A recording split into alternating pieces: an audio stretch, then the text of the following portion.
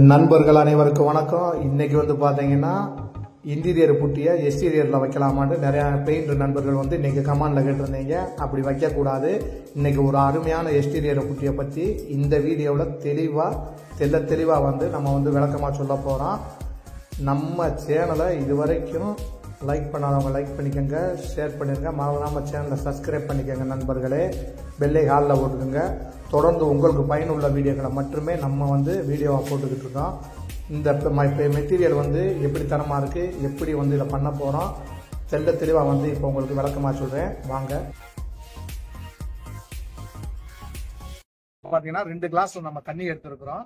இப்போ பார்க்கலாம், 2 ஒரே அளவு. இதில் வந்து நம்ம வந்து இப்போ எக்ஸ்டீரியர் புட்டியை வந்து இதுலேயும் போட்டு காட்ட போகிறோம், இதுலேயும் வந்து போட்டு காட்ட போகிறோம். இது வந்து இப்போ நம்ம பெர்ஜரில் காட்ட போகிறோம்.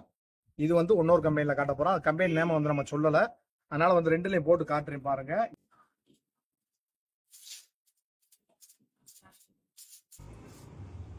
இப்போ வந்து பார்த்தீங்கன்னா பெர்ஜரில் ஹோம் ஷீல்டு வெளிப்புற சுவருக்கான ஒரு அருமையான பட்டி இப்போ நம்ம வாங்கிட்டு வந்திருக்கிறோம். இது சாம்பிள்காண்டி உங்களுக்கு மூடையை உடைச்சு இப்போ நம்ம எடுத்துருக்குறோம். இப்போ நான் சொன்ன மாதிரி வந்து பார்த்தீங்கன்னா இது வந்து இப்போ நம்ம பெர்ஜர் பெட்டி வச்சிருக்கிறோம். இப்போ நீங்கள் பார்க்கலாம், இது வந்து இன்னொரு கம்பெனியில் நம்ம வாங்கிட்டு வந்திருக்க பட்டி. இப்போ இது 2ஐயும் வந்து உங்களுக்கு நான் வாட்டரில் மிக்ஸ் பண்ணி காட்டுறேன் பாருங்க. இப்போ நம்ம வந்து இன்னொரு கம்பெனியில் வாங்கிட்டு வந்திருக்கோம் பார்த்தீங்களா, அந்த பட்டியை வந்து நம்ம போடுறோம் பாருங்க. இப்போ நீங்கள் பார்க்கலாம் உள்ளே எப்படி போகுதுன்னு பாருங்க. இப்போ நம்ம போடக்கூடியது எல்லாமே வந்து பார்த்தீங்கன்னா கீழே போயிட்டு இருக்குங்களா, அப்படியே மேலேயும் பாருங்க. நம்ம போடக்கூட பட்டி அப்படியே வந்து பார்த்தீங்கன்னா உள்ளே போயிடும், அப்படியே தண்ணிக்குள்ளே இறங்குது பார்த்தீங்களா, இந்த மாதிரி வந்து இறங்கிடும். இப்போ இதவே வந்து பார்த்தீங்கன்னா நம்ம பெர்ஜரில் இப்போ வாங்கிட்டு வந்திருக்க பட்டியை பாருங்க.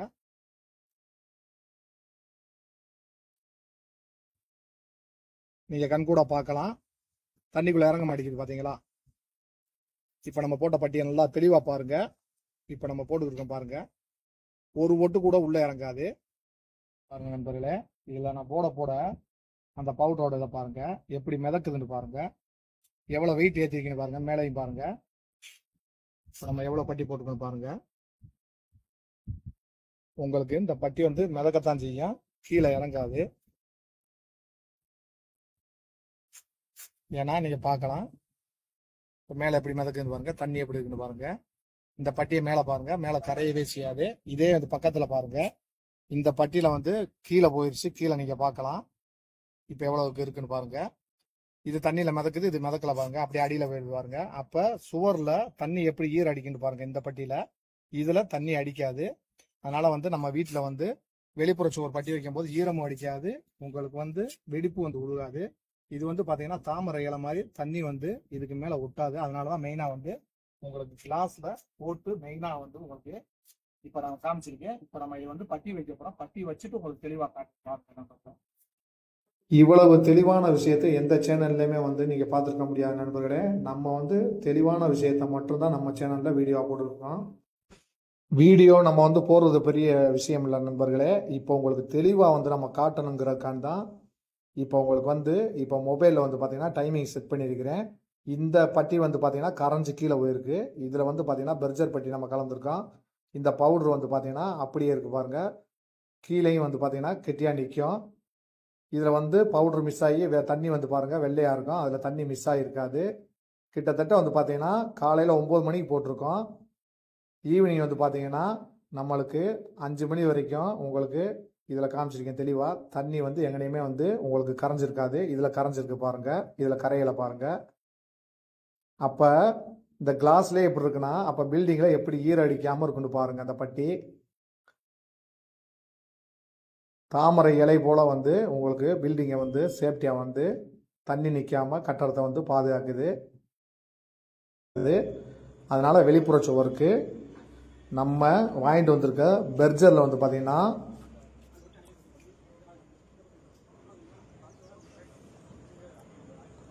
40 கிலோ பேக்கேஜ். பெர்ஜரில் வந்து பார்த்திங்கன்னா ஹோம் ஷீல்டு.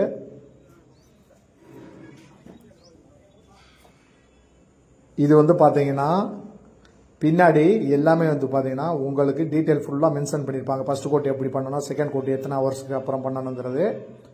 இதோட ரேட் வந்து பார்த்தீங்கன்னா 499 ரூபா வருது. இது 1 கிலோ பேக்கேஜ் லூஸில் நீங்கள் கடையில் வாங்கினீங்கன்னா 1 கிலோ வந்து 62 ரூபாயில் இப்போ கடையில் கிடச்சிக்கிட்டு இருக்குது.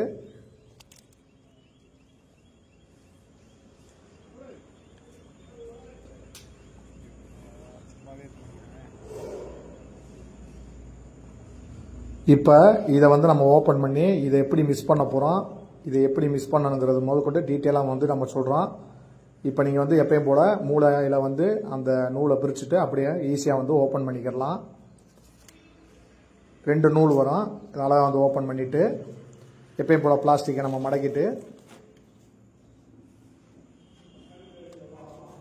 இந்த மாதிரி நம்ம பண்ணிவிட்டு உள்ளே ஒரு பிளாஸ்டிக் வந்து கவரேஜ் பண்ணியிருப்பாங்க. ஏன்னா ஏர் போச்சுன்னா வந்து பட்டி கெட்டியாக இருன்றதுனால உள்ளே ஒரு கவர் போட்டிருப்பாங்க. இந்த மாதிரி நம்ம ஓப்பன் பண்ணிவிட்டு நம்ம வந்து சுருட்டி எடுத்துடணும்.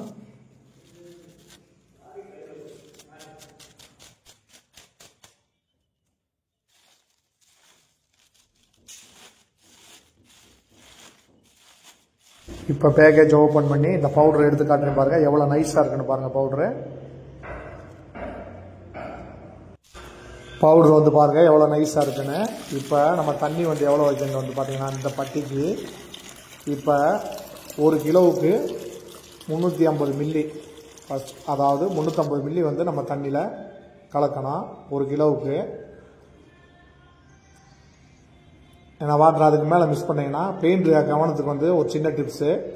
இது வந்து பார்த்தீங்கன்னா இது வந்து சுனோசன் மாதிரி, அதாவது பழைய பெயிண்டர்களுக்கு ஃபுல்லாக தெரியும் சுனோசன் பவுடர் எப்படி கலக்குவோம்.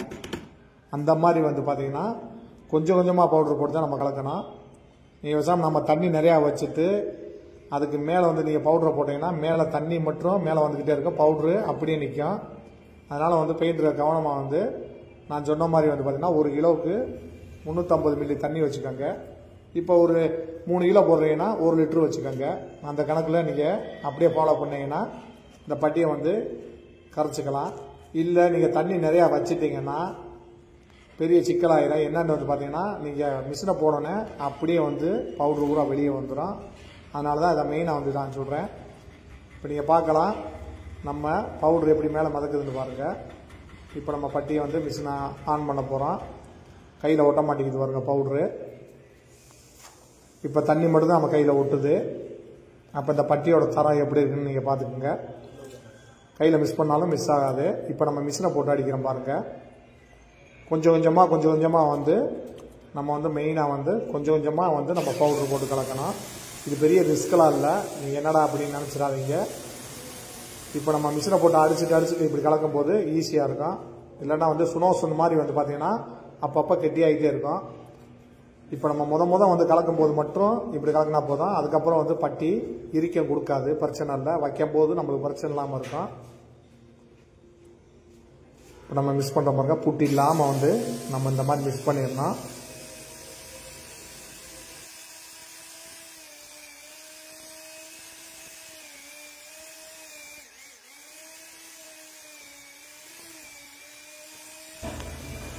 இந்த மாதிரி வந்து பார்த்தீங்கன்னா நம்ம வந்து இப்போ ஒரு 1 லிட்டர் தண்ணியை வச்சு ஒரு 3 கிலோவுக்கு வந்து நம்ம பவுடர் மிக்ஸ் பண்ணியிருக்கோம். கொஞ்சம் லூஸாக இருக்கிறதுக்கு கொஞ்சம் பவுடர் நம்ம சேர்த்து நம்ம போட்டுக்கலாம். ஏன்னா நம்ம மிஷினில் ஊறதுனால வெறும் 10 நிமிஷத்தில் வந்து இப்போ பட்டியை கலந்துட்டு இந்த ஓரக்கோடிகளில் வந்து பார்த்தீங்கன்னா உள்ளே வந்து பவுடர் நிற்கும். அந்த பவுடரை வந்து நம்ம என்ன செய்ய பண்ணணும் வந்து பார்த்தீங்கன்னா நம்ம வச்சுருக்க ஆரஞ்சு கப்பத்தோட வச்சு இந்த மாதிரி ஃபுல்லாக வலிச்சு எடுத்துட்டோம்னா பவுடர் இல்லாமல் இருந்துடும். இப்போ பாருங்கள் நம்ம எந்த நார்மலுக்கு எவ்வளோ கெட்டியாக வச்சுக்கணும்னு பாருங்கள். ரொம்பையும் கெட்டியும் இல்லாமல் ரொம்பையும் லூஸ் இல்லாமல் நம்ம வச்சுருக்குறோம். இந்த மாதிரி வைக்கும்போது வந்து பார்த்தீங்கன்னா ஃபஸ்ட்டு கோட்டில் ரொம்ப அலைன்ஸ் உழுகாமல் பட்டி உங்களுக்கு நார்மலாக போகும். ஏன்னா ஜாயிண்ட்டும் உழுகாது மெயினாக. அதனால தான் இது வந்து இந்த நார்மலுக்கு வச்சுக்கிறது. நம்ம பள்ளமேடு நிறையா இருக்குது, ரொம்ப கெட்டியாக கொண்டு வச்சிங்கன்னா கண்டிப்பாக வந்து வெளிப்புறத்தில் வெயிலில் வந்து பார்த்திங்கன்னா ரொம்ப அலைன்ஸ் தெரியும். அதனால தான் வந்து நம்ம நார்மலுக்கு பட்டி வைக்க சொல்கிறோம். இப்போ நம்ம கலந்தாச்சு நண்பர்களே. இப்போ பாருங்கள் இந்த நார்மல் இந்த கட்டியில் இருக்கணும் பட்டி. இந்த மாதிரி இருந்தால் போதும். நம்மளுக்கு அலைன்ஸு உழுகாது, உங்களுக்கு திட்டாக உழுகாது, ஜாயிண்ட்டும் உழுகாது.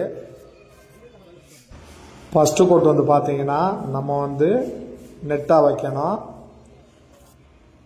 இப்போ நீங்கள் பார்க்கலாம் நண்பர்களே, இந்த மாதிரி நெட்டாக வைக்கும்போது ஓரளவுக்கு பள்ளமேடு மறைஞ்சிரும். ஏன்னா நம்ம வைக்கக்கூடியது வந்து திட்டு இல்லாமல் பக்கத்தில் ஜாயிண்ட் இல்லாமல் நீட்டாக வைக்கலாம். ஏன்னா அந்த பட்டி வந்து பிசுறு அடிக்காது. இப்போ நீங்கள் பார்க்கலாம் இந்த இடத்துல எவ்வளோ பள்ளம் இருக்குன்னு. இந்த ஃபர்ஸ்ட் கோட்டில் நம்ம வந்து அதை எப்படி மறைக்கிறோம் பாருங்க.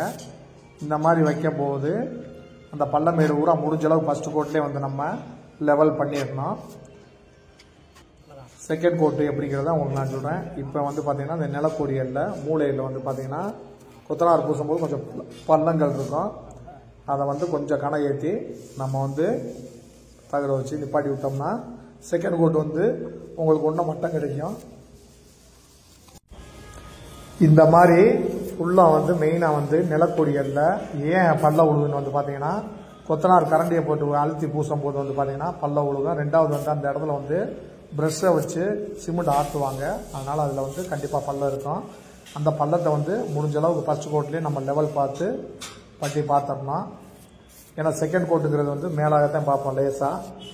அதனால் ஃபர்ஸ்ட் கோட்லேயே முடிஞ்ச அளவுக்கு நம்ம மூலக்கொடியில் நல்லா பார்த்துட்டோம்னா அந்த பள்ளமேடு தெரியாத அளவுக்கு உங்களுக்கு நீட்டாக இருக்கும். இந்த மாதிரி பார்த்துட்டு இப்போ நீங்கள் கீழே பார்க்கலாம். முதல்ல வந்து நம்ம நடுவில் கோர்த்துருக்கோம். இப்போ கீழே காஞ்சி கொடுத்துருச்சு. இப்போ கீழே பட்டி வைக்கிறோம். இப்போ கீழே இருந்து நம்ம பட்டி வச்சோம்னா கோர்க்கிறதுக்கு லேட் ஆகும். வேலையும் கெடாமல் போகணும்னு நினச்சிங்கன்னா முதல்ல நடுவில் கோர்த்துட்டு இப்போ கீழையும் மேலையும் நம்ம கோர்த்துக்கலாம். கீழே வைக்காமல் இருக்கு பாருங்கள். இப்போ கீழே நம்ம வைக்க ஆரம்பிச்சிட்டோம். இந்த மாதிரி லெவல் நம்ம பார்த்துட்டு முடிஞ்ச அளவுக்கு பள்ளமேடு இல்லாமல் நம்ம பார்க்குறது பெஸ்ட்டு. ஏன்னா வெளிப்புற சுவரில் வெயிலில் வந்து பார்த்திங்கன்னா நம்ம பட்டி எவ்வளவு நுணுக்கமாக வச்சாலும் சில நேரங்களில் வந்து பார்த்திங்கன்னா வெயிலில் நல்லா அலைன்ஸ் தெரியும். அதனால் பட்டி வைக்கிறது ரொம்ப கவனமாக வைக்கணும். இப்போ இந்த ஜாயிண்ட் தெரியாமல் நம்ம வந்து அந்த பட்டி வைக்கணும். ஏன்னா நம்ம ஃபஸ்ட்டு வச்சுருப்போம், அதை காஞ்சிருக்கோம். நம்ம ரெண்டாவது கோர்க்கு வந்து கனமாக இருந்ததில் ஜாயிண்ட் ஏற்றிடக்கூடாது. அப்படி ஏற்றினோம்னா உங்களுக்கு அந்த ஜாயிண்ட் தனியாக தெரியும் நம்ம என்னதான் தேய்ச்சாலும். இப்போ கீழே ஃபுல்லாக நம்ம வந்து கோர்க்க ஆரம்பிச்சிட்டோம். ஏன்னா நடுவில் வச்சு காஞ்சிருச்சு. அதனால் கீழே கோர்த்து அதே மாதிரி மேலேயும் வைக்க போகிறோம்.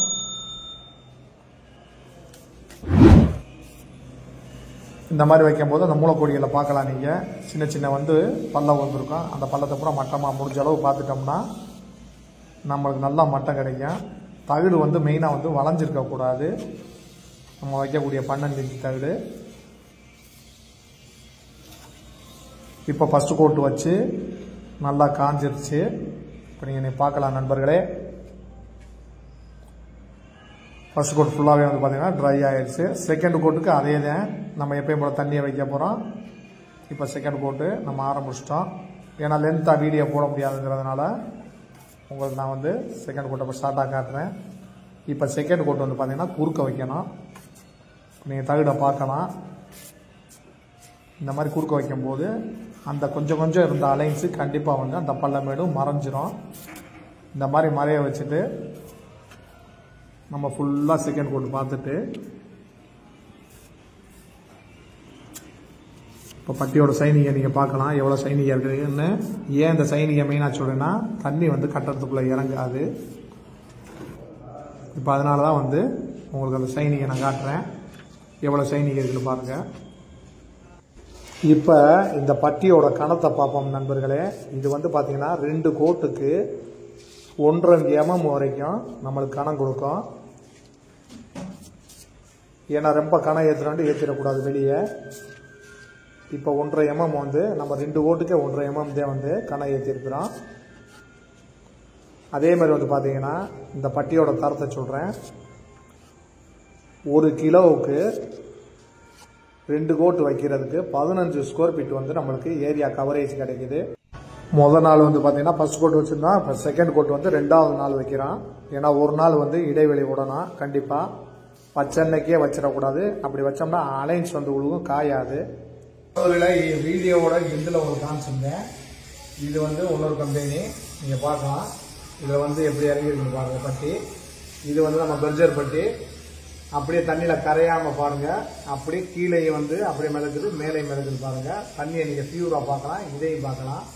2க்கு நடுவில் இப்போ பார்க்குறதுல உங்களுக்கே புரிஞ்சிருக்கும். இது வந்து தண்ணியில் ஒட்ட மாட்டேங்குது பெர்ஜர் பட்டி. இது தண்ணிக்குள்ளே இறங்கிடுச்சு. அப்போ இது வந்து ஈரத்தில் வந்து பாதுகாக்குது, இது ஈரத்தில் வந்து உங்களுக்கு பாதுகாக்காது. அதனால வந்து இப்போ உங்களுக்கு ஊற்றிட்டு காட்டும் பாருங்க.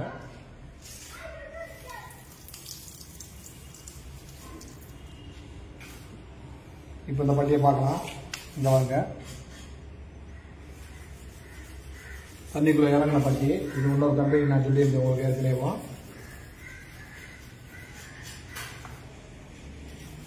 இப்போ நம்ம பார்க்குறது பர்ஜர் பட்டி. நம்ம எப்போ காலையில் எப்படி போட்டோமோ இது ஈவினிங் ஆயிடுச்சு. ஈவினிங் வரைக்கும் இப்படியே இருக்கு பாருங்க. இப்போ உங்களுக்கு கையில் எடுத்து காட்டுன்னு பாருங்க. நீங்கள் பார்க்கலாம் பவுடர் அப்படியே இருக்கு பாருங்க.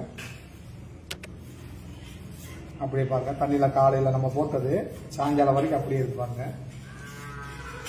இப்போ ஃபுல்லாக நீங்கள் பார்க்கலாம். இப்போ இதை கீழே ஊற்றிட்டு காட்டு பாருங்க.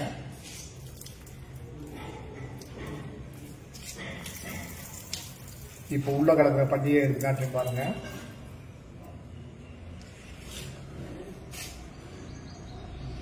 இப்போ நீங்க உள்ள கிடந்த பட்டியும் பாருங்க, இதுலையும் பாருங்க தண்ணியும் மிஸ் ஆகிற பாருங்க. இப்போ மெயினான விஷயம், இப்போ பெர்ஜரில் வந்து பார்த்தீங்கன்னா 420 எம்எஸ் ஷீட் வாங்கியிருக்கிறோம். இது வந்து நம்ம தேய்க்கக்கூடிய மிஷினில் வந்து இப்போ வச்சுட்டு தேய்க்க போகிறோம். ரொம்ப ஹார்டான பேப்பர் போட்டு தேய்ச்சிடக்கூடாது. ஏன்னா அந்த பவுடர் வந்து வச்சப்போ நைஸாக இருக்கும். அதனால் வந்து 420 இல்லைன்னா 320 பேப்பரு ரொம்ப நைஸான பேப்பரை வாங்கி இந்த சாண்டிங் மிஷினில் போட்டு நம்ம தேய்க்கும் போது ஒன்றும் வந்து நம்மளுக்கு அந்த ஜாயிண்ட் இல்லாமல் மட்டம் கிடைக்கும். நல்லா வந்து மட்டமாக தேய்ச்சி கொடுத்துரும்.